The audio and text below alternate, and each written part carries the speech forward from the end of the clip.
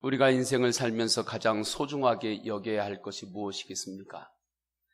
부, 명예, 건강, 인맥, 지식, 여러 가지가 있을 수 있겠죠. 그러나 우리에게 가장 중요한 것은 믿음입니다.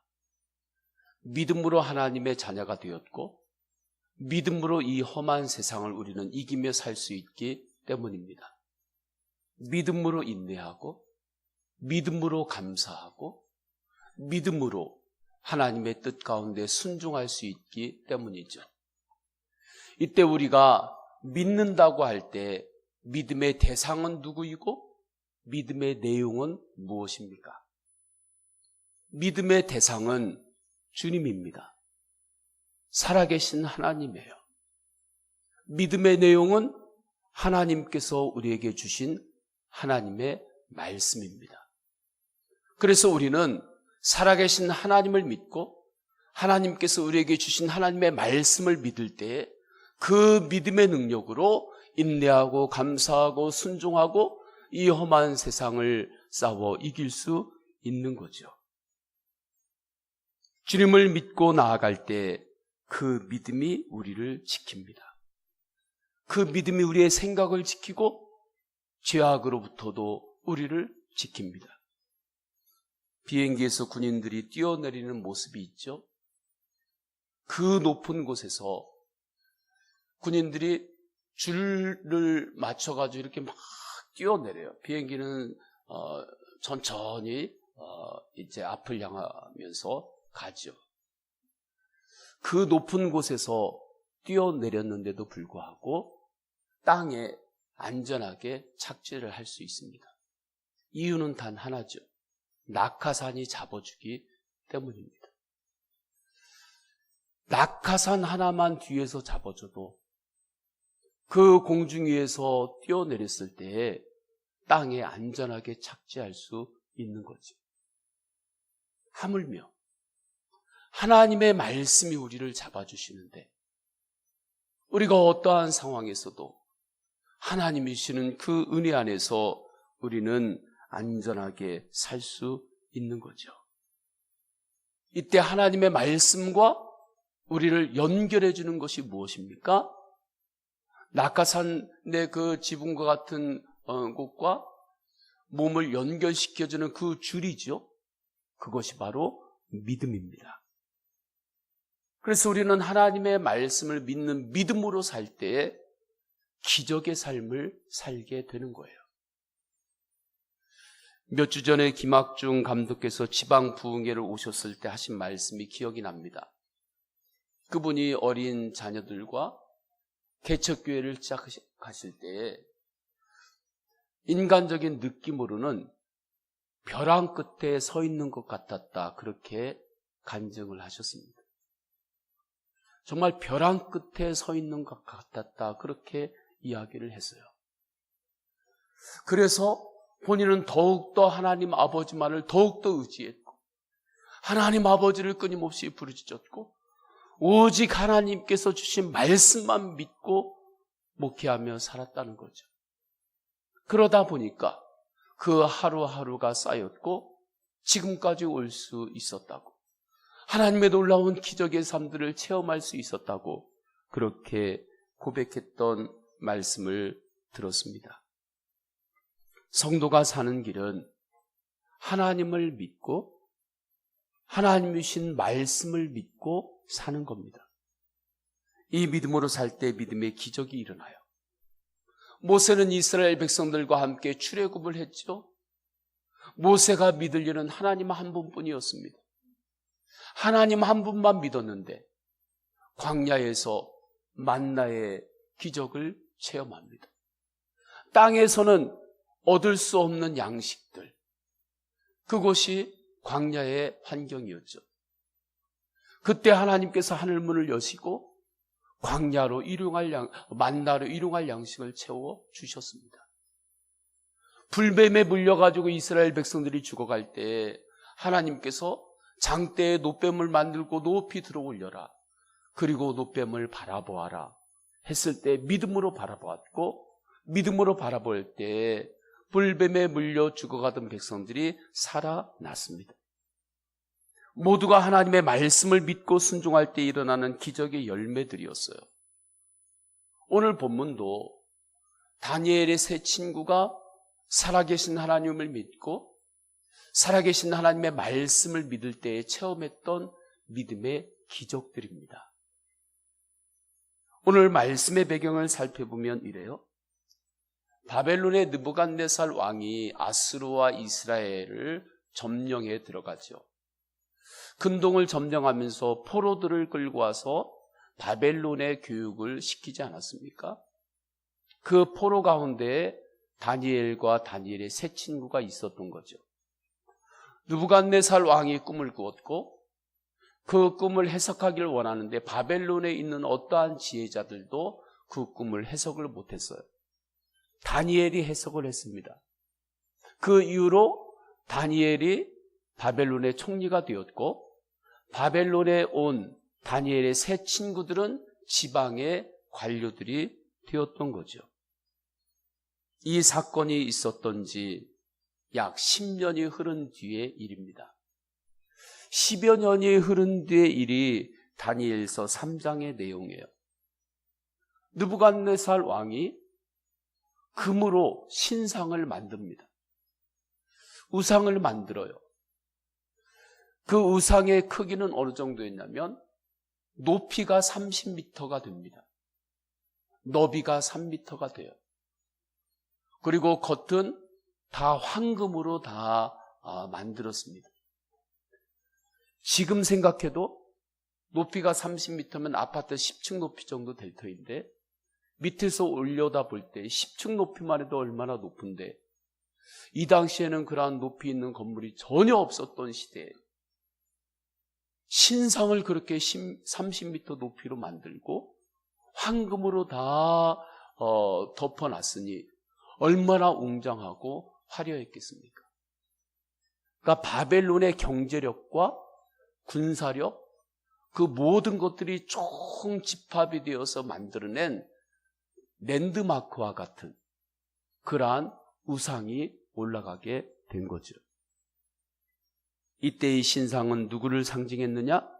느부갓네살 왕 자신을 상징하고 있었습니다. 왜요? 느부갓네살 왕은 자기가 하나님처럼 되기를 원했습니다. 태초에 인간에게 들어온 교만이죠. 인간은 끊임없이 틈만 있으면 하나님처럼 되고 싶어 합니다. 하나님께 묻지도 않고 하나님께 기도하지도 않고 하나님 말씀과 상관없이 내가 결정하고 하나님의 말씀과 상관없이 내가 행동하고 하나님의 말씀과 상관없이 내가 말하고 그렇게 사는 것을 인간은 끊임없이 원하는데 그것이 바로 죄의 뿌리인 거죠. 왜 그렇게 원합니까? 내가 하나님처럼 되고 하나님 말씀과 상관없이 내 마음대로 살면은 행복해질 것이라고 그렇게 사탄이 우리를 유혹하기 때문에 그렇습니다. 그러나 그러한 모든 것들은 사단의 위장된 유혹일 뿐이죠. 하나님 말씀과 떨어져서 행복하게 살 것 같다? 이것은 다 사단의 위장된 유혹이에요.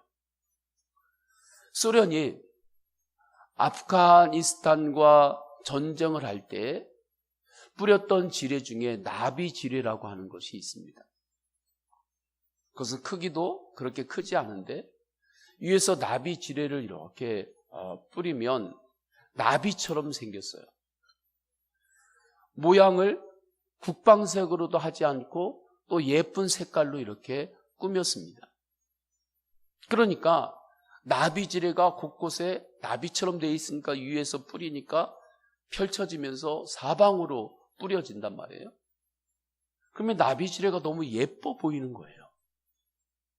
예뻐 보이니까 어린이들이나 또 사람들이 그걸 주워가지고 손으로 만지고 놀기도 하고 심지어는 집 안에 방 안으로 가지고 들어가서 그 나비지뢰를 가지고 막 놀아요. 놀다가 그 한쪽을 손으로 이렇게 딱 밀게 되면은 바로 터지게 되는 거죠.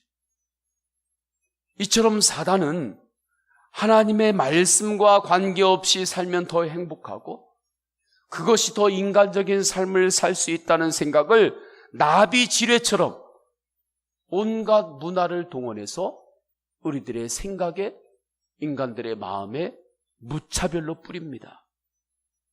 그러면 그 생각을 붙잡고 살게 될 때에 영혼은 절망하게 되고 결과는 그 영혼이 지옥의 삶을 살게 되는 거죠.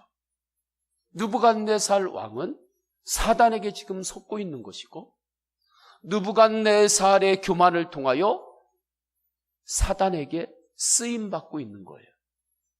저는 우리 성도님들이 이 땅을 살아갈 때 하나님께 쓰임받아야지 사단에게 쓰임받는 인생을 살지 않기를 주님의 이름으로 축원합니다. 느부갓네살 왕은 사탄에게 쓰임받으면서 바벨론 제국의 정치, 문화, 경제 모든 각계각층의 리더들을 다 불러요. 관료들을 부르고 백성들을 부릅니다. 어느 곳에 부릅니까? 황금 신상을 만들어 놓고 낙성식을 하면서 그 자리에 다 참여하라고 부르는 거예요. 3장 4절을 보게 되면 그렇게 왔던 이들을 가리켜서 백성들과 나라들과 각 언어로 말하는 자들이라고 말씀합니다. 왜 각 언어로 말하는 자들이라고 표현하고 있냐면 느부갓네살 왕이 근동의 여러 지역, 여러 나라들을 점령했기 때문에 여러 언어들을 쓰고 있었던 거예요. 그러니까 자기가 점령한 지역의 모든 리더들을, 관료들을, 지도자들을, 백성들을 다 부른 거죠. 그래서 주석가들은 황금신상 앞에, 여기가 평지인데 이 평지에 모여든 사람들이 약 10만 명 정도가 될 것이라고 말합니다. 어마어마한 군중이죠, 그 당시에. 느부갓네살 왕은 이 금신상의 낙성식에 큰 자부심을 느꼈을 것이고 이 우상에게 절하게 함으로써 자신이 하나님의 자리에 오르는 것을 확증하려 한 겁니다. 그래서 느부갓네살이 낙성식에서 이 금신상 우상에게 절하라고 하면서 아주 강력하게 이야기를 해요. 3장 5절에서 6절 말씀입니다. 우리 화면을 보면서 우리 다 함께 읽겠습니다. 시작. 너희는 모든 악기 소리를 들을 때 엎드려 금신상에게 절하라. 누구든지 엎드려 절하지 아니하는 자는 즉시 맹렬히 타는 풀무불에 던져 넣으리라 하였더라. 아멘. 아주 강력하게 선포하는 거예요. 이제 갖추어진 모든 악사들을 통해서 웅장한 음악이 울려 퍼질 것이다. 그때 너희 모든 이들은 이 금신상 우상 앞에 절을 할지어다. 만약에 절을 하지 않는 사람들이 있으면 그 사람들은 풀무불에 내가 던져 넣을 것이다. 풀물불에 던져진다고 하는 그 형벌이 있을 것이라고 하는 협박 앞에서 그 누구도 저항할 수가 없었던 거죠.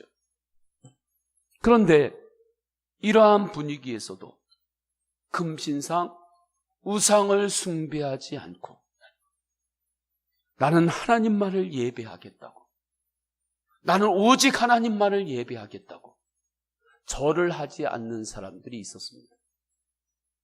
다니엘의 세 친구들이었죠. 사드락, 메삭, 아벳느고였습니다. 이 정황을 다니엘의 세 친구를 시기하고 있었던 관료들이 느부갓네살 왕에게 보고하는 거예요. 고발한 거죠. 이 고발을 들은 느부갓네살 왕은 다니엘의 세 친구를 부릅니다. 그리고 너희가 금신상 앞에 절을 해라.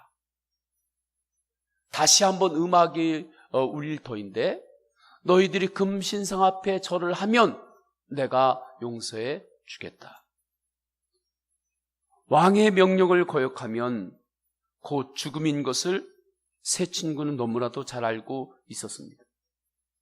그런데도 불구하고 그들은 믿음으로 우상에게는 절하지 않겠다고 그렇게 말했고 나는 오직 하나님만을 예배하겠다고 그렇게 생각하고 고백하고 믿음으로 행동했습니다.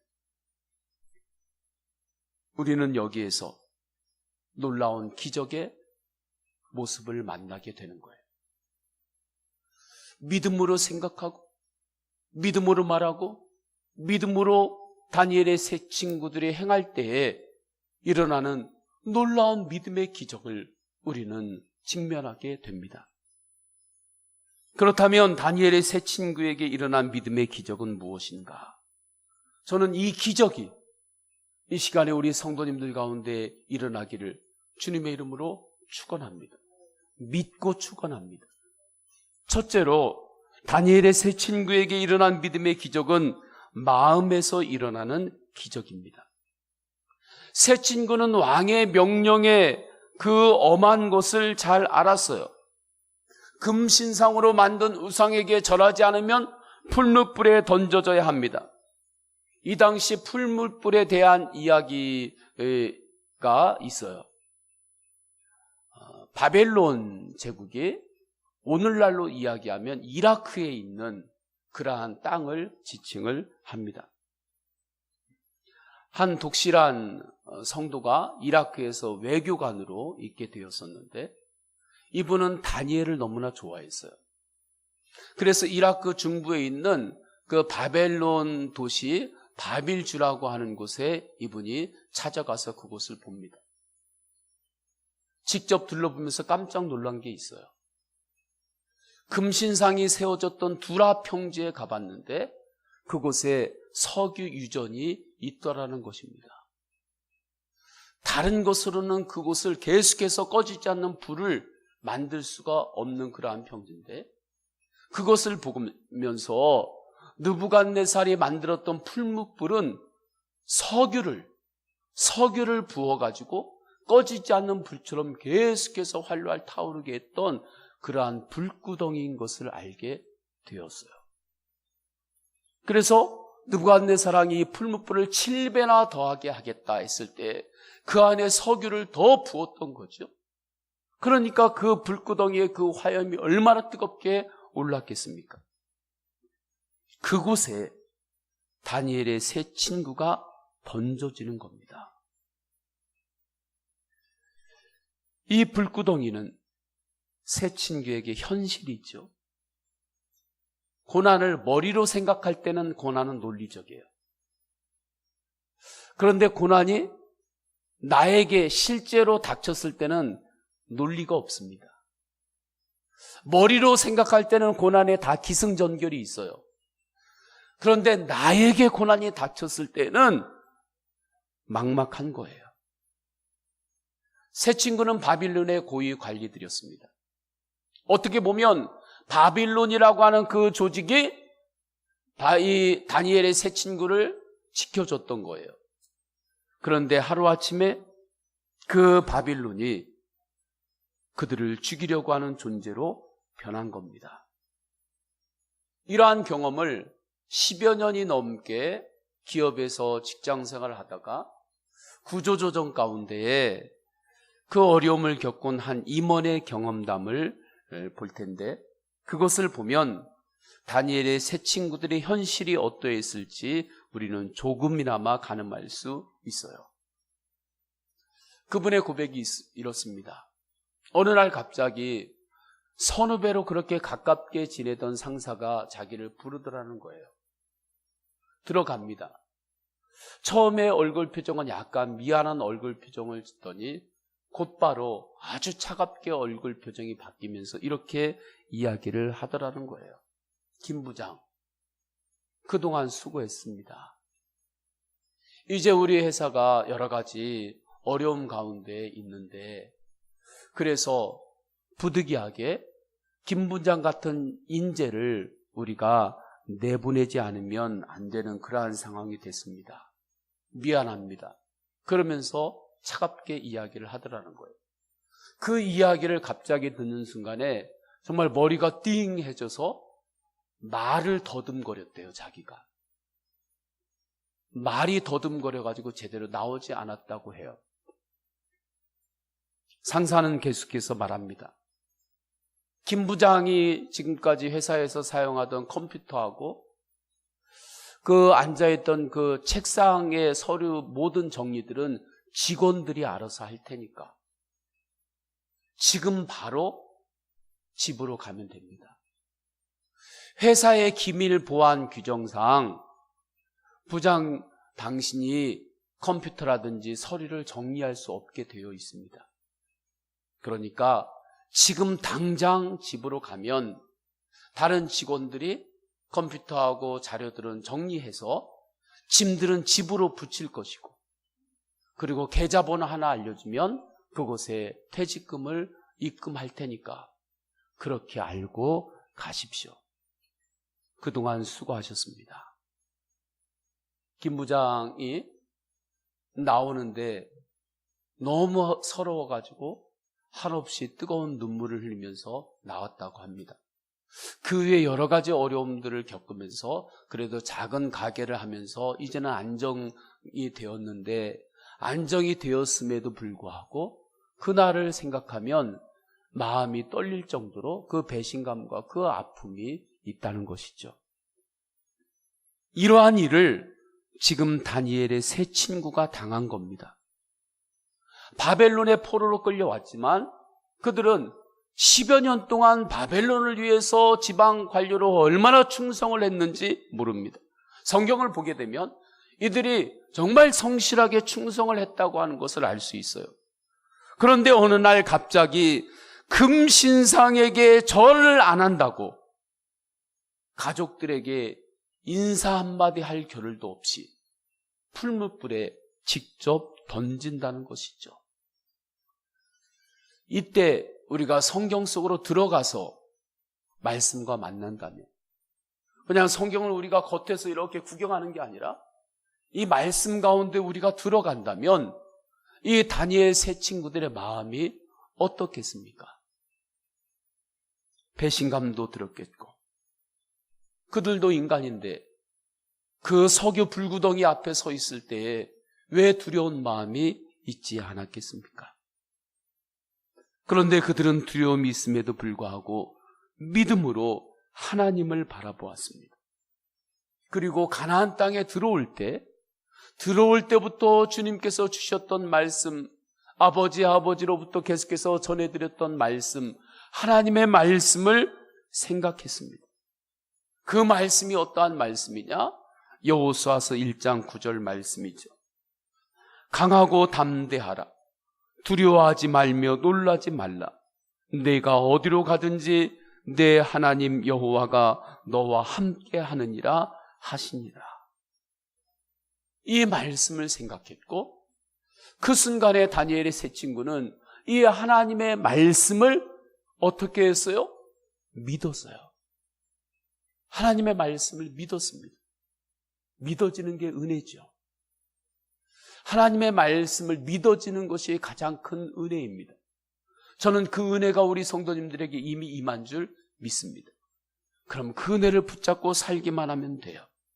새 친구는 말씀을 믿는 믿음으로 나와 함께 하시는 하나님을 바라봅니다. 그때 마음의 기적이 일어나는 거예요. 마음의 기적이 일어나는데 그 기적이 어떻게 나타나느냐? 마음이 빛으로 나아갑니다. 두려움과 부정적인 어둠으로 마음이 자꾸 들어가지 않아요. 빛으로 나와요. 그러면서 그들의 입이 열리는데 믿음의 말이 나옵니다. 저는 우리 성도님들의 마음이 자꾸 빛으로 나오시기를 축원합니다.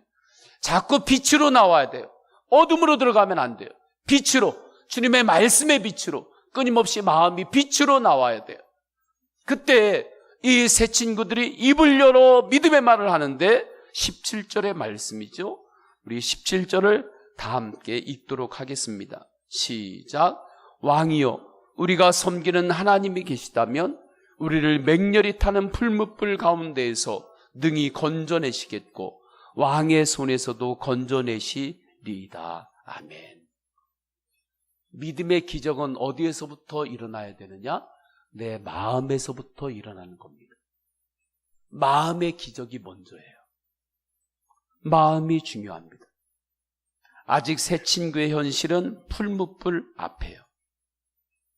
풀무불 앞입니다. 불구덩이가 눈앞에 있어요. 그러나 그들은 그 불 속에 떨어지더라도 하나님은 나를 건지실 분이심을 믿었습니다. 이 믿음만 있으면 문제는 즉시 해결됩니다. 이 믿음만 있으면 문제는 즉시 해결돼요. 어디에서 해결됩니까?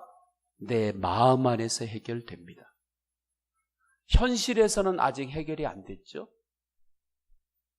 현실에서는 아직 불구덩이가 있죠? 그러나 하나님의 말씀을 믿었기 때문에 나를 지켜주신다고 하는, 어디를 가든지 내가 함께 한다고 하는 그 하나님을 마음으로 믿었기 때문에 마음 안에서는 그 문제가 이미 해결이 된 거예요. 저는 기도할 때 언젠가 하나님께서 빛들날이를 주겠지, 언젠가 하나님께서 이루어 주실 그날이 있겠지, 그것을 바라보며 기도하는 것이 믿음의 기도인 줄 알았습니다. 그러나 믿음의 기도는 그것이 아니었습니다. 하나님의 말씀이 언젠가 이루어질 것을 믿는 것이 아니라 이미 주님께서 이루셨음을 마음으로 믿고 기도하는 거예요. 현실은 아직 앞에 불구덩이 있지만 마음으로는, 내 마음 안에는, 믿음 안에서 이미 기적이 마음 안에서는 일어난 거예요. 이미 믿음으로 기도하면 마음 안에서는 그 기도의 내용이, 믿음으로 기도하는 내용이 내가 욕심으로 기도하지 않고 하나님의 뜻대로 하나님의 은혜 안에서 기도하고 있다면 그것은 이미 하나님께서 이루신 줄 믿고 사는 겁니다. 저는 목회하면서 마가복음 11장 24절의 말씀이 믿음의 기도의 원리임을 깨달았습니다. 내가 너희에게 말하노니 무엇이든지 기도하고 구하는 것은 받은 줄로 믿으라. 그리하면 너희에게 그대로 되리라. 이 말씀은 다시 한번 화면을 보면서 읽어볼까요? 시작. 내가 너희에게 말하노니 무엇이든지 기도하고 구하는 것은 받은 줄로 믿으라. 그리하면 너희에게 그대로 되리라. 아멘. 나의 욕심이 아닌 주님의 영광을 위해 기도하고 하나님의 말씀을 붙잡고 구하는 것은 받은 줄로 믿고 살라는 겁니다. 언젠가 주님께서 응답해 주시겠지가 아니라 마음으로는 이미 주님께서 역사하신 줄로 믿고 사는 거예요. 이것이 믿음의 기도요, 믿음의 기적입니다. 저는 이 믿음의 기도, 믿음의 기적이 무엇인지를 깨닫고 저의 마음이 달라졌습니다. 저는 예수 사람, 예수 가정, 예수 마을, 예수 한국, 예수 열방의 비전을 붙잡고 기도하면, 이 비전을 붙잡고 목회를 열심히 하면 언젠가는 하나님께서 이루어 주시겠지, 그러한 생각으로 열심히 했습니다. 그런데 그것이 아니었습니다. 예수 마을, 예수 한국, 예수 열방, 예수 사람을 세우는 이 비전은 주님을 바라보며 기도할 때 언젠가 이루어지겠지 하는 것이 아니라 믿음으로 마음 안에서는 이것이 이미 이루어진 줄 믿고 목회하는 것이었습니다. 교회 부흥을 위해서 기도해요. 앞으로 우리 교회를 통해서 이루실 하나님의 비전을 위해서 기도하고 꿈이 있습니다. 예전에는 언젠가는 꿈을 주신 그 부흥을 주님께서 주실 것을 믿고 목회를 열심히 해야지였습니다. 그런데 아닙니다. 주님께서 이미 주님의 부흥을 우리에게 주신 줄로 믿고 그 마음의 기적이 먼저고 그 마음으로 믿고 목회하는 것입니다. 교회 학교 학생들을 위해서 기도하는 것도 마찬가지입니다. 교회 학교 학생들이 언젠가는 하나님께서 이들을 잘 키워주셔서 하나님의 위대한 인물로 자라게 하심을 바라보고 기도하는 것, 거기에만 머무는 것이 아니라 주님께서 그렇게 이 교회 학교 학생들을 하나님 나라의 위대한 일꾼으로 세우실 것을 믿고 기도하는 거예요. 믿고 가르치는 거죠. 이것은 엄청난 차이입니다. 마음에 이미 기적이 일어났기 때문에 그래요. 마음에 이미 기적이 일어났어요. 마음에 이미 기도의 기적이 일어났기 때문에 에너지를 헛된 곳에 쓸 필요가 없습니다. 교회가 부흥하지 않으면 어떻게 하지? 하고 염려하는데 마음에 에너지를 쏟지 않습니다. 내가 이렇게 기도하고 나가는데 이거 어떻게 될까? 어떻게 될까? 염려하는데 마음의 에너지를 낭비하지 않습니다. 왜요? 마음의 기적은 마음에서 이미 일어났기 때문에 그래요. 부흥을 믿고 기도하고 부흥을 믿고 목회를 하기만 하면 됩니다. 성도님들을 위한 중보기도도 제가 바뀌었어요. 언제부턴가 바뀌었어요. 중보기도 할 때 하나님 주님아시죠? 이걸 언젠가는 주님 이루어 주세요. 이게 아니라 중보기도 할 때 주님 믿고 기도합니다. 마음의 기적이 내 안에서 먼저 일어나는 거예요. 믿음의 기적은 마음의 기적입니다. 말씀을 믿음으로 기도할 때 이미 이루어진 줄 믿고 사는 거예요. 그 믿음으로 두려움을 이기는 것이고 그 믿음으로 인내하고 그 믿음으로 감사하며 사는 거예요. 그 믿음이 있기 때문에 부정적인 어둠으로 들어가지 않고 마음이 계속해서 긍정적인 빛으로 나오는 겁니다. 이렇게 마음의 기적이 일어난 사람에게는 영적인 여유가 생겨요. 믿음으로 주님께 다 맡깁니다. 할렐루야. 믿음으로 주님께 다 맡겨요. 저는 이것이 영적인 여유구나. 믿음으로 기도할 때에 주님께서 주시는 보너스의 은혜이구나 하는 것을 알게 됩니다. 그때 그 사람은 믿음의 접속사, 그럼에도 불구하고 그렇게 하지 아니하실지라도 이 믿음의 접속사를 사용할 수가 있어요. 그때서 믿음으로 주님께 다 맡기기 때문에. 그래서 18절에 다니엘의 세 친구가 이렇게 고백합니다. 우리 다 함께 읽어볼까요? 시작. 그렇게 하지 아니하실지라도 왕이여 우리가 왕의 신들을 섬기지도 아니하고 왕이 세우신 금신상에게 절하지도 아니할 줄을 아옵소서. 하나님께서 나를 불구덩이에서 건져내실 분이심을 나는 믿습니다. 이것을 확실히 믿기 때문에 이미 마음 안에서 이 기적이 일어났기 때문에 이제는 하나님이 그리하지 아니하실지라도 나는 금신상에게 절을 하지 않고 나는 하나님만을 예배하며 믿음으로 살겠습니다.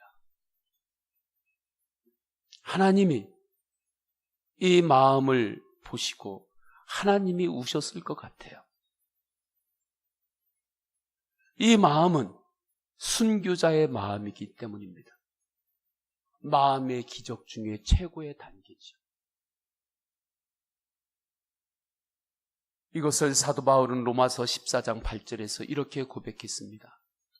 우리가 살아도 주를 위하여 살고 죽어도 주를 위하여 죽나니 그러므로 사나 죽으나 우리가 주의 것이로다. 아멘. 기적은 어디에서부터 먼저 일어나느냐? 마음에서부터 일어나는 거예요. 마음의 기적의 최고의 단계는 어느 단계냐? 순교자의 마음까지 가는 거예요. 그리하지 아니하실지라도. 이게 순교의 신앙이거든요. 둘째로 다니엘의 세 친구에게 일어난 믿음의 기적은 현장에서 일어나는 기적입니다. 느부갓네살 왕이 다니엘의 세 친구가 자기에게 절을 하지 않는 것 때문에 분노가 일어났어요. 그래서 평소의 풀무불보다 7배나 더 뜨겁게 하라 그렇게 명령합니다. 그러니까 석유를 7배나 더 갖다 막 부었던 거죠.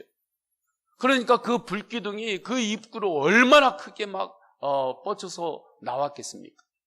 그렇기 때문에 이 결박했던 세 친구를 불구덩이에 던져놓는 군인들이 그 열기 때문에 타 죽을 정도였어요. 그러니까 불이 엄청나게 크게 타올랐던 거죠. 불구덩이에 새 친구는 떨어졌고 그곳에서 순식간에 재로 변하여야 했습니다. 그런데 놀라운 일이 일어난 거예요. 불 가운데에 던진 새 친구의 결박이 풀어졌고 그들이 불 가운데서 다니는데 상함이 없습니다. 그리고 그 옆에는 신들의 아들 같은 이가 있다고 느부갓네살 왕이 말해요.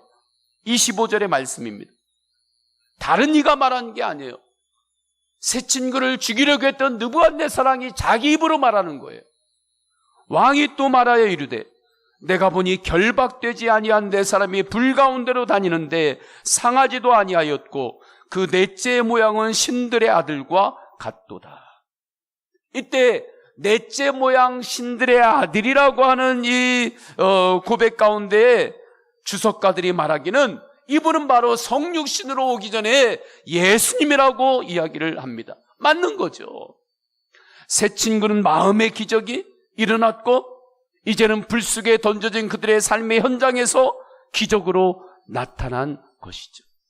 마음의 기적이 현장의 기적으로 드러났어요. 삶의 기적으로 드러났어요. 예수님께서 그곳에 임재하셔서 그들과 함께 할 때 그 기적이 실제가 되었던 겁니다. 마음의 기적이 실제가 된 거예요. 예수님께서 함께 하실 때 새 친구를 줄로 꽁꽁 결박해가지고 불 속에다 던졌는데 오히려 말씀을 보게 되면 그들의 결박이 불 속에서 오히려 풀어졌다 말씀합니다. 예수님만 함께 하신다면 불같은 시험에 던져진다 할지라도 오히려 불같은 고난을 통해서 사단의 결박이 풀어집니다. 마음의 결박이 오히려 풀어져요. 고난 가운데 더 깊이 들어갔을 때 오히려 마음이 평안해져요. 오히려 마음이 평안해져요. 아이들이 물가에 갔을 때 젖을까 말까 하면서 발 조금 걷었다가 여기 조금 젖으면 안 돼 막 소리 지르다가 완전히 물속에 그냥 확 들어가게 되면 그때부터는 오히려 마음이 편안해요. 오히려 물속에 완전히 담가지. 고난이 올까 말까 하다가 오히려 불 속에 던져지면 고난 가운데 들어가면 오히려 마음이 평안해져요. 왜요? 내가 손댈 게 아무것도 없으니까. 내가 손댈 게 아무것도 없으니까. 그때 주님의 마음을 더욱 깊이 알아갑니다. 그러면서 사단의 결박이 풀어지는 거예요. 주님이 토기장이요 나는 그릇임을 알게 됩니다. 목회하면서 불같은 개인적인 고난에 던져질 때가 있었습니다.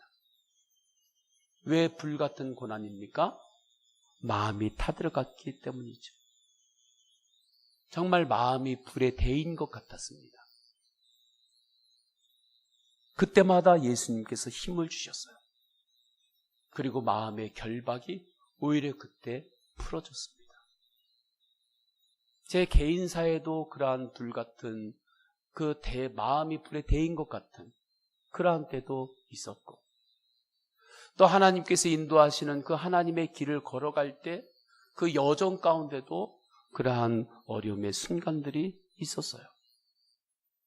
제가 춘천에서 10여 년을 부목으로 사역하다가 원주에 있는 한 교회 부목사로 다시 오게 될 때 정말 뜨거운 눈물을 흘렸습니다. 정말 뜨거운 눈물을 흘렸어요. 그 당시에 저는 담임 목사를 준비하고 있었고 담임 목회의 청빙으로 저에게 연락을 오는 곳도 있었어요. 그런데 원주의 한 교회에서 부목사로 와달라는 청빙을 받은 거예요. 하나님 저는 못합니다. 저는 안 갑니다. 저 죽어도 못 갑니다. 그렇게 정말 기도했습니다. 그런데 주님께서 인도하시는 손길이 있는 거예요. 그래서 저는 정말 싫은데 순종하는 마음으로 왔어요. 그래서 오는 고속도로 그 1시간 그 길에서 정말 뜨거운 눈물을 흘리면서 왔죠. 저의 뜻하고 하나님의 뜻이 너무 달라가지고 저는 너무 싫었는데 순종하는 마음으로 오게 되었어요. 그런데 주님은 또 그곳에서 나를 만지셨고 또 나를 쓰셨고 나에게 은혜와 배움을 주셨습니다. 그리고 하나님은 이 하나님께서 예비하신 이 서은교회 재단으로 주님께서 인도하셨죠. 그리고 이곳에서 주님의 사람을 세우는 비전으로 믿음의 기적을 이루게 하시는 겁니다. 이 모든 것들이 예수님께서 현장에서 역사하신 기적임을 저는 부인하려야 부인할 수가 없어요. 예수님은 성도님들이 살아가는 삶의 현장에서 기적으로 성도님들을 돕습니다. 할렐루야. 이 믿음으로 사세요. 그럼 먼저 어디에서 기적이 일어나느냐? 마음에서 기적이 일어나요. 마음에서 기적이 일어나야 그 다음에 현장에서도 기적이 일어납니다. 마음에서 기적이 일어나지 아니한 현장에서의 기적은 절대 그를 예수님의 사람으로 세우지를 못해요. 바로왕이 모세의 그 기적을 몇 번이나 보았습니까? 그 기적들을 보았는데도 불구하고 바로왕의 마음은 계속해서 강팍했다 말합니다. 마음의 기적이 없었던 거죠. 아무런 능력이 나타나지 않았습니다.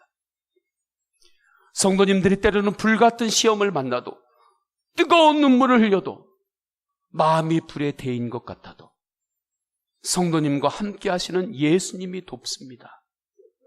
이것을 확증하는 것이 십자가와 부활입니다. 예수 그리스도의 십자가의 기적이 아니면 우리는 불과 같은 영원한 지옥에서 구원을 받을 수 없었습니다. 그러나 예수 그리스도께서 우리의 죄를 십자가에서 대속하셨고 이 복음을 믿음으로 우리는 구원을 받았습니다. 이것이 믿음의 기적입니다. 놀라운 은혜입니다. 그래서 풀무불에서 살아난 다니엘의 세 친구는 예수 그리스도의 십자가 구원의 예표이기도 한 거예요. 지금 불같은 시험이 올 때 그 불길만 바라보지 마시기를 축원합니다. 오히려 내가 손댈 게 하나도 없는 불길 속에 던져지면 오히려 그 가운데에서 주님의 마음을 우리는 더욱더 알 수 있습니다. 상황만 바라보지 마십시오. 기적으로 나를 불 속에서라도 건지시는 예수 그리스도만을 바라보시기를 축원합니다. 오늘 말씀을 준비하는데 이 찬양의 생각이 났습니다. 주의 십자가 보혈 아니면 내가 어찌 죄사함 받고 주님의 은혜가 아니고서야 내가 어찌 주의 자녀로 부르심을 받을 수 있었겠는가. 주님의 보혈, 주님의 은혜, 능력이 있도다. 우리 다 함께 찬양하십니다.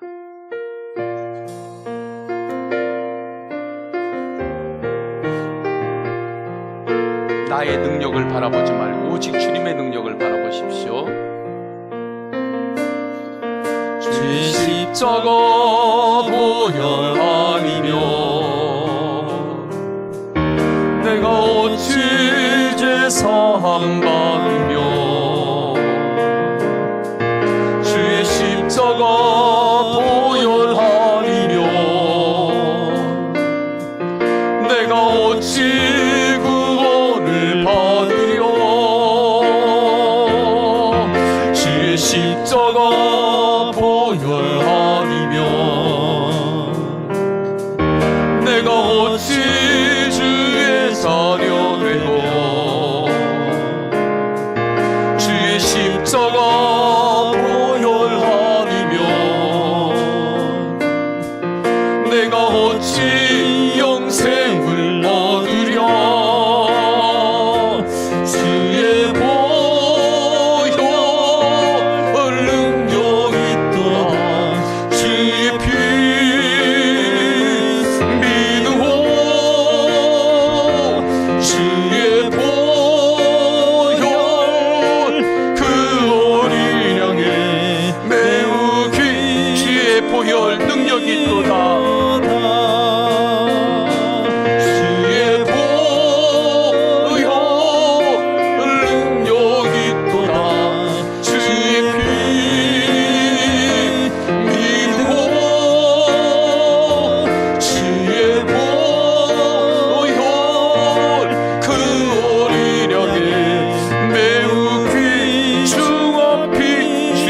은혜가 아니고서야 주의 은혜가 아니고서야 내가 어찌 부르심 받으며 주의 은혜가 아니고서야 내가 어찌 쓰임을 받으려 주의 은혜가 아니고서야 내가 어찌 평안을 누리며 주의 은혜가 아니고서야 내게 어찌 능력이 있으랴 주의 은혜 풍성하도다 넓고도 깊도다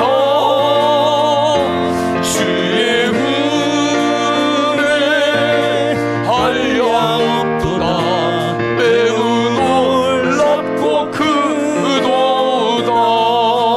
아멘. 우리 다시 한번 2절만 찬양할까요?